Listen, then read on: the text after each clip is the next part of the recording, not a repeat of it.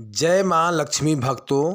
आज हम आपको बताएंगे कि चैत्र नवरात्रि का व्रत किन महिलाओं को नहीं रखना चाहिए, अन्यथा यह पाप का कारण बन सकता है।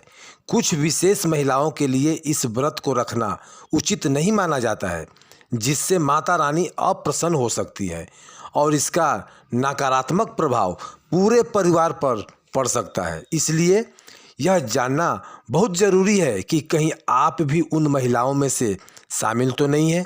भक्तों, आपको बता दें कि इस वर्ष 2025 में चैत्र नवरात्रि 30 मार्च से 6 अप्रैल तक मनाई जाएगी। इस दौरान माँ भगवती की विशेष पूजा अर्चना की जाएगी। कलश स्थापना का शुभ मुहूर्त 30 मार्च को सुबह 6:13 से 10:22 तक है। नवरात्रि का समापन 6 अप्रैल को होगा और उसी दिन व्रत का पारण किया जाएगा। शुभ मुहूर्त में की गई पूजा बहुत ही मंगलकारी मानी जाती है, जिससे देवी देवताओं की विशेष कृपा प्राप्त होती है और भक्तों को कई गुना फल मिलता है। चैत्र नवरात्रि बहुत ही शुभ मानी जाती है। इससे घर में सुख, समृद्धि, धन, वैभव और शांति आती है तथा दरिद्रता का नाश होता है। माता रानी की कृपा से परिवार में खुशहाली बनी रहती है। हिंदू धर्म में यह बहुत ही महत्वपूर्ण पर्व माना जाता है, जिससे महिलाएं और पुरुष श्रद्धा और भक्ति के साथ रखते हैं। लेकिन क्या आप जानते हैं कि कुछ महिलाएं ऐसी होती हैं जिन्हें यह व्रत रखना उचित नहीं माना जाता। धार्मिक मान्यताओं के अनुसार यदि यह महिलाएं व्रत रखती हैं तो उन्हें कठिनाइयों का सामना करना पड़ता है। आइए जानते हैं वह कौन सी महिलाएं हैं। अगर कोई महिला सिर्फ दिखावे के लिए चैत्र नवरात्रि का व्रत रखती है तो यह बहुत ही अशुभ माना जाता है। ऐसा करने से देवी देवताओं का अपमान होता है और इसे घोर पाप भी समझा जाता है। माता रानी केवल सच्चे दिल से की गई भक्ति को ही प्रसन्न होती है, न कि आडंबर से। शास्त्रों के अनुसार तलाकशुदा महिलाओं को यह जो व्रत है नहीं करना चाहिए। ऐसा करने से न केवल व्रत का फल नहीं मिलता, बल्कि इससे जीवन में बाधाएं भी आ सकती है। शादी दो आत्माओं का पवित्र बंधन होता है और तलाक के बाद कुछ विशेष धार्मिक अनुष्ठानों में भाग लेने से बचने की सलाह दी जाती है। अगर आप भी व्रत रखने की सोच रहे हैं तो धार्मिक मान्यताओं को ध्यान में रखते हुए इस पावन अनुष्ठान का पालन करें, जिससे माता रानी की कृपा आप पर बनी रहे। जिससे बंधन में आजीवन रहना होता है, वो अलग अलग माता रानी टूटे हुए जोड़ों को स्वीकार नहीं करती। टूटे हुए जोड़ों का व्रत रखना और पूजा पाठ करना शुभ नहीं माना जाता। माता रानी तभी प्रसन्न होती है जब पति पत्नी साथ में व्रत रखते हैं। यदि दोनों मिलकर पूजा करें तो यह अधिक फलदायी होता है, बजाय इसके कि वह अलग अलग व्रत रखे। अगर कोई व्यक्ति चरित्रहीन हो, उसे चैत्र नवरात्रि का व्रत नहीं रखना चाहिए। यह बात महिलाओं और पुरुषों दोनों पर ही लागू होती है। जब किसी व्यक्ति को सोच और आचरण अशुद्ध हो जाते हैं तो उसे ये पूजा सफल नहीं हो सकती। ऐसे लोग के लिए यह व्रत लाभकारी नहीं होता। अगर आपको बार बार गाली देने की आदत है तो इसे जल्द ही छोड़ दें। माता रानी को प्रसन्न नहीं होता ये सब बात। तो घर में लड़ाई झगड़ा बंद करना होगा। जिस भी घर में कलेश होता है वहाँ देवी देवताओं का वास नहीं होता। उस दौरान मीठे और मधुर वचन बोलने वाले, कठोर और कड़वे वचन जो बोलते हैं, वो माता रानी सरस्वती का भी अपमान होता है। जिस व्यक्ति पाप का भागी बन जाता है। आपकी जानकारी के लिए बता दें कि चैत्र नवरात्रि के दौरान माता रानी 9 दिनों तक आपके घर में विराजमान रहती हैं। इसलिए घर का माहौल हमेशा सकारात्मक बनाएं और ब्रह्मचर्य का पालन करें, तभी माता रानी आपके घर में 9 दिन निवास करेंगी। अगर आपको कोई गंभीर बीमारी है, जैसे शुगर, दिल की बीमारी, उच्च रक्तचाप, कमजोरी, चक्कर आना आदि, तो व्रत ना ही रखे तो बेहतर होगा। स्वास्थ्य के प्रति लापरवाही करने से अनहोनी भी हो सकती है, इसलिए सतर्कता बनाए रखें। मासिक धर्म के दौरान व्रत नहीं रखना चाहिए, क्योंकि इस दौरान शरीर अशुद्ध माना जाता है और पूजा पाठ वर्जित होता है। जो महिलाएं अपने पति का सम्मान नहीं करती, उन्हें यह व्रत रखने का कोई अधिकार नहीं होता। माता दुर्गा ऐसी महिलाओं की पूजा स्वीकार नहीं करती और यह घोर पाप माना जाता है। चैत्र नवरात्रि बस कुछ ही दिनों में आने वाली है। 30 मार्च को नवरात्रि प्रारंभ हो जाएगी। हम आपको एक ऐसी चीज़ के बारे में बताएंगे जिसे घर में लाने से सकारात्मक ऊर्जा का वास होता है और धन समृद्धि बढ़ती है। इस वस्तु को घर में रखने से माता रानी प्रसन्न होती है और घर में सुख शांति बनी रहती है। चैत्र नवरात्रि के दौरान 16 श्रृंगार का सामान घर में लाना बहुत ही शुभ माना जाता है। इसे घर के मंदिर में रखने से जन्मों जन्मांतर का गरीबी मिट जाती है और माता दुर्गा की कृपा सदैव बनी रहती है। पूरे साल धन की वर्षा होती है और आपके परिवार पर जो है आशीर्वाद बनी रहती है। शास्त्रों में बताया गया है कि चैत्र नवरात्रि के दौरान 16 श्रृंगार का सामान घर के मंदिर में रखना बहुत ही शुभ और मंगलकारी माना गया है। यदि आप अपने घर के मंदिर में माता रानी का आसन स्थापित कर रहे हैं तो वहाँ 16 श्रृंगार का सामान अवश्य रखें। ऐसा करने से माता दुर्गा की कृपा हमेशा आप पर बनी रहती है। अगर जानते हैं तो कुछ ऐसी चीज़ों के बारे में, तो चैत्र नवरात्रि में घर लाना जो है शुभ होता है। सोना, चांदी या तांबे का सिक्के घर के मंदिर में रखना बहुत ही शुभ माना जाता है। शास्त्रों के अनुसार इस धातुओं के बनी चीज़ों को नवरात्रि के 9 दिन तक मंदिर में रखने से इसका फल कई गुना बढ़ जाता है। इसलिए माता रानी की कृपा पाने के लिए सोने, चांदी या तांबे का सिक्का मंदिर में जरूर रखें। इससे देवी बहुत प्रसन्न होती है। शंख और गंगा जल का सनातन धर्म में बहुत ही बड़ा महत्व है। शास्त्रों के अनुसार जिस घर के मंदिर में शंख नहीं होता वहाँ देवी देवताओं का वास नहीं होता। नियमित रूप से शंख बजाने से सकारात्मक ऊर्जा प्राप्त होती है और नकारात्मक दूर होती है। इससे धन की देवी माँ लक्ष्मी भी प्रसन्न होती है। इसी के साथ ही जिस घर में मंदिर में गंगा जल नहीं होता वह अपवित्र माना जाता है। यदि गंगा जल उपलब्ध नहीं है तो किसी तीर्थ स्थल का पवित्र जल लाकर मंदिर में रखें। मोर पंख को माँ सरस्वती के प्रिय माना जाता है। चैत्र नवरात्रि के दौरान इस घर में मंदिर में रखने के कोई लाभ होते हैं।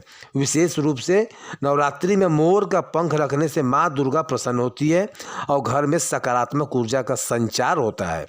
अब बात करते हैं उन चीज़ों की जो नवरात्रि में माता रानी को अर्पित नहीं करनी चाहिए। नारियल, जो कि हिंदू धर्म में सुख समृद्धि का, श्रद्धा और सम्मान का प्रतीक माना जाता है।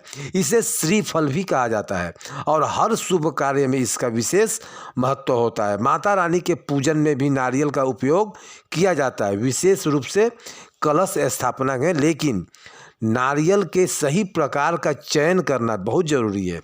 पूजन में हमेशा पानी वाला या रेशों वाला नारियल अर्पित करें। कलश स्थापना के लिए साबुत नारियल का उपयोग करना चाहिए। नारियल कभी लटका हुआ या टूटा हुआ नहीं होना चाहिए, क्योंकि साबुत नारियल ही पूर्णता और पवित्रता का प्रतीक होता है। यह सुख समृद्धि का प्रतीक माना जाता है और इसे श्रीफल भी कहा जाता है, जो माता रानी लक्ष्मी का प्रतीक होता है। चैत्र नवरात्रि में माता रानी के कलश की स्थापना करते समय रेशेदार और पानी वाला नारियल ही कलश पर स्थापित करना चाहिए।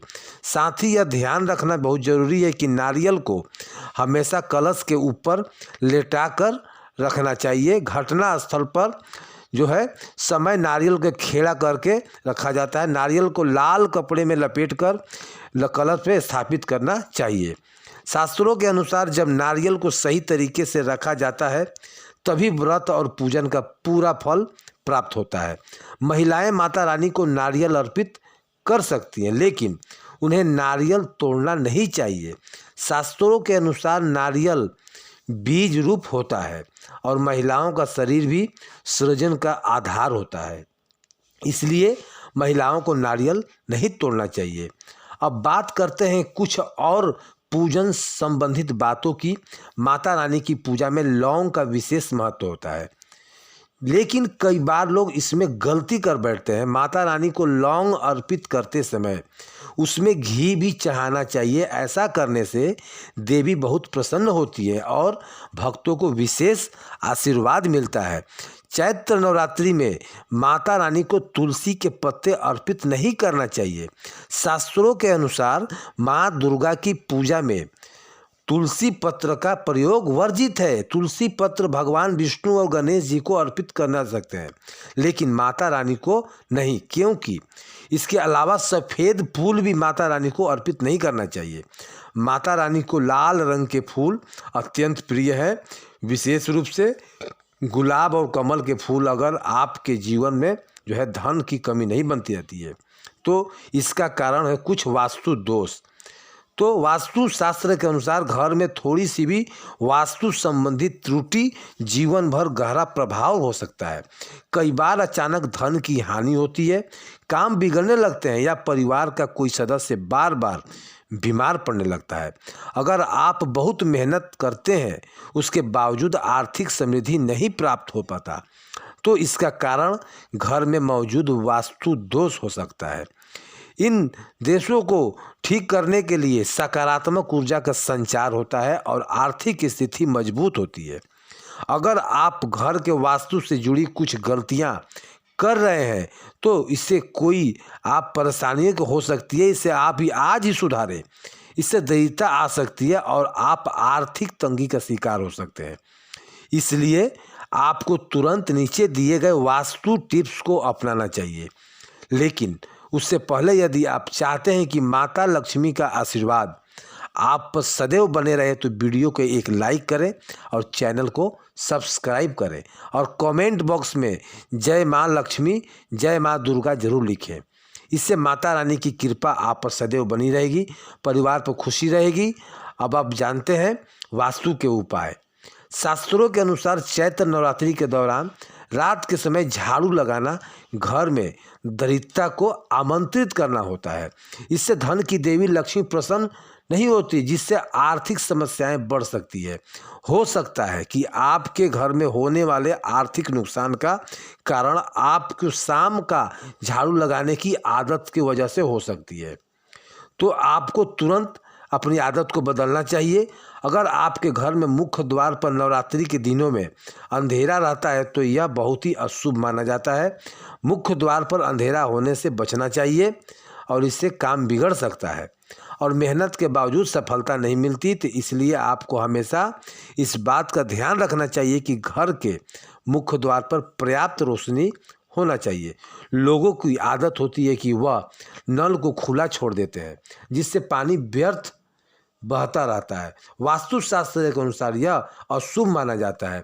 इससे घर के सदस्यों को स्वास्थ्य संबंधित समस्याएं हो सकती है, साथ ही मानसिक तनाव भी बढ़ सकता है। इसलिए पानी को आवश्यक बनाने के लिए रोकना बहुत ज़रूरी है। जिस घर में साफ सफाई होता है वहाँ भगवान का वास होता है। इसलिए आपको अपने घर को हमेशा साफ सुथरा रखना चाहिए। अगर आपका घर जो है बिखरा रहता है तो सामान्य इधर उधर फैला रहता है तो घर में लक्ष्मी जी का कृपा नहीं होती, इस कारण धन की हानि हो सकती है। इसलिए अपने घर को स्वच्छ और शुभ व्यवस्थित रखें ताकि सुख समृद्धि बनी रहे। हिंदू धर्म के अनुसार घर में जो है घर के नियमित रूप से पूजा करना बहुत ज़रूरी होता है। यह नकारात्मक ऊर्जा को दूर करता है और सकारात्मक ऊर्जा को बढ़ावा देता है। जिस घर में पूजा पाठ नहीं होता वहाँ धन की कमी बनी रहती है और घर के सदस्य को कई परेशानियों का सामना करना पड़ता है।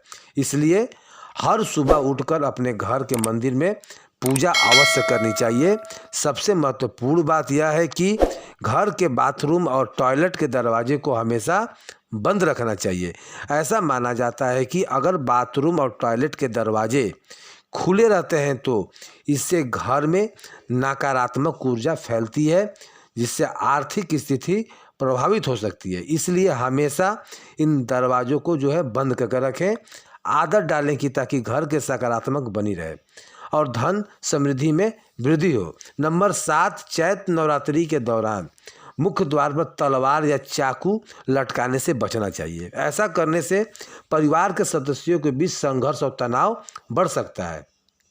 नंबर 8, अगर आपके परिवार में कोई सदस्य बार बार बीमार पड़ रहा है तो हो सकता है कि आपके घर में मुरझाए या सूखे हुए पौधे हो। वास्तु के अनुसार चैत्र नवरात्रि के दौरान घर में सूखे पौधे जो होता है उसको अशुभ माना जाता है। इसलिए अगर आपके घर में पौधे सूखे हुए हैं तो उसे रोज़ पानी दें या तो उसको उखाड़ कर फेंक दें। ताजगी जो है हमेशा बना कर रखें। नंबर 9, वास्तु के अनुसार घर में चमगादड़ का आना बहुत ही अशुभ माना जाता है। यह घर में नकारात्मक ऊर्जा बढ़ावा देता है और वास्तु दोष उत्पन्न करता है। इसलिए घर में ऐसे उपाय करें जिससे कि चमगादड़ और अन्य नकारात्मक ऊर्जा पैदा करने वाली कीड़े घर में प्रवेश ना कर सके। नंबर 10, अगर आपको रात को खाने के बाद बर्तन बिना धोए सोने की आदत है तो इस आदत को आज ही सुधार लें, क्योंकि वास्तु शास्त्र के अनुसार गंदे बर्तनों को रात भर छोड़ने से माँ लक्ष्मी और माँ अन्नपूर्णा दोनों ही नाराज हो सकती है, जिससे आर्थिक समस्या उत्पन्न हो सकती है। इसलिए हमेशा रात को बर्तन धोकर साफ सुथरा रसोई को छोड़ना चाहिए। नंबर 11, कई लोग जल्दी से झाड़ू को इधर उधर पटक कर रख देते हैं, जो बहुत गलत माना जाता है। झाड़ू को माँ लक्ष्मी का स्वरूप माना जाता है और इसका अपमान करने से धन की हानि हो सकती है। इसलिए झाड़ू को हमेशा आदर पूर्वक रखना चाहिए। इसे तरह के खाना रखना चाहिए कि यह बाहर आने जाने वाले को झाड़ू ना दिखे या गुप्त रहे। नंबर 12, कुछ लोग की आदत होती है कि नहाने के बाद में बाथरूम को गंदा छोड़ देते हैं, जिससे साबुन का पानी जो है गंदगी पड़ी रहती है। ऐसा करने से वास्तु शास्त्र उत्पन्न होता है, इसे अशुभ माना जाता है। जब भी आप नहाकर बाहर निकलते हैं तो बाथरूम को साफ करके ही बाहर आएं। ऐसा न करने से माना जाता है कि वरुण देवता नाराज हो जाते हैं, जिससे धन की हानि हो सकती है। नंबर 13, हिंदू धर्म में तुलसी के पौधे को अत्यंत पवित्र माना गया है और भगवान विष्णु की पूजा में तुलसी के पूर्ण नहीं मानी जाती। यदि आप चाहते हैं कि आपके घर में धन समृद्धि बनी रहे और कभी पैसों की कमी ना हो तो चैत्र नवरात्रि के दिनों में शाम के समय तुलसी के पौधे को स्पर्श ना करें। ऐसा करना अशुभ माना जाता है और इससे माँ लक्ष्मी नाराज हो सकती है। मान्यता है कि जिस घर में तुलसी के पौधे को पवित्र जो है ध्यान नहीं रखा जाता, वहाँ से माँ लक्ष्मी रूठ कर चली जाती है। नंबर 14, सनातन परंपरा में किसी भी कार्य के लिए शुभ अशुभ समय और दिन का ख्याल रखना जो है धर्मशास्त्र के अनुसार शाम के समय बाल और नाखून काटना अशुभ माना जाता है। जो व्यक्ति इस नियम को नज़रअंदाज करता है उसके घर में माँ लक्ष्मी नाराज होकर चली जाती है और उसे आर्थिक परेशानियों का सामना करना पड़ सकता है। नंबर 15, ज्योतिष शास्त्र के अनुसार किचन में रखी चीज़ों का आपका किस्मत से गहरा संबंध होता है। हल्दी का संबंध बृहस्पति से और दूध का चंद्र से। तो इस तरह नमक और चीनी जैसी चीज़ों को उधार देने से बचना चाहिए। ऐसा माना जाता है कि इन चीज़ों को उधार देने से माँ लक्ष्मी कृपा जो है नहीं करती है और धन की हानि हो जाती है। नंबर 16, अगर आप अपने कपड़े जूते चप्पल इत्यादि घर के बिना व्यवस्थित जगह पर रखे हैं तो फेंक कर रखे हैं तो यह गलती आज ही सुधार लें, क्योंकि ऐसा करने से माँ लक्ष्मी और प्रसन्न नहीं होती, जिस घर में धन की जो है कमी हो सकती है। नंबर 17, वास्तु शास्त्र के अनुसार घर में कोई भी टूटा हुआ शीशा, कांच या अन्य टूटी हुई वस्तु ना हो। इससे घर में नकारात्मक ऊर्जा जो है बढ़ती है और सकारात्मक ऊर्जा कम होने लगती है। तो नंबर 18, वास्तुशास्त्र के अनुसार घर में डस्टबिन रखने की सही दिशा होनी चाहिए। इसे कहीं भी नहीं रखा जाना चाहिए, विशेष रूप से घर के बाहर या प्रवेश द्वार पर इसे जो है रखने से बचना चाहिए। ऐसा करने से माँ लक्ष्मी नाराज हो जाती है और आर्थिक स्थिति प्रभावित हो सकती है। नंबर 19, अगर आप बिस्तर पर बैठकर खाना खाते हैं तो यह बहुत ही गलत आदत मानी जाती है। वास्तुशास्त्र के अनुसार इससे माँ लक्ष्मी और माँ अन्नपूर्णा दोनों ही नाराज हो सकती है और जिस घर की आर्थिक उन्नति रुक जाती है। नंबर 20, अगर आपको रात को खाना खाने के बाद बर्तन बिना धोए छोड़कर सोने की आदत है तो इसे तुरंत बदल दीजिए। वास्तुशास्त्र के अनुसार ऐसा करने से माँ लक्ष्मी और माँ अन्नपूर्णा दोनों ही नाराज हो सकती है, जिससे आपकी आर्थिक स्थिति पर बुरा असर ना पड़ सकता है। आपकी जानकारी के लिए बता दें कि नवरात्रि 9 दिनों का पर्व होता है जो माँ दुर्गा को समर्पित होता है। इस 9 दिन में माँ दुर्गा आपके घर में विराजमान रहती हैं, इसलिए हमें इन गलतियों से बचना चाहिए, नहीं तो माँ दुर्गा प्रसन्न होकर जो है चली जाती है, वो कभी फिर वापस नहीं आती।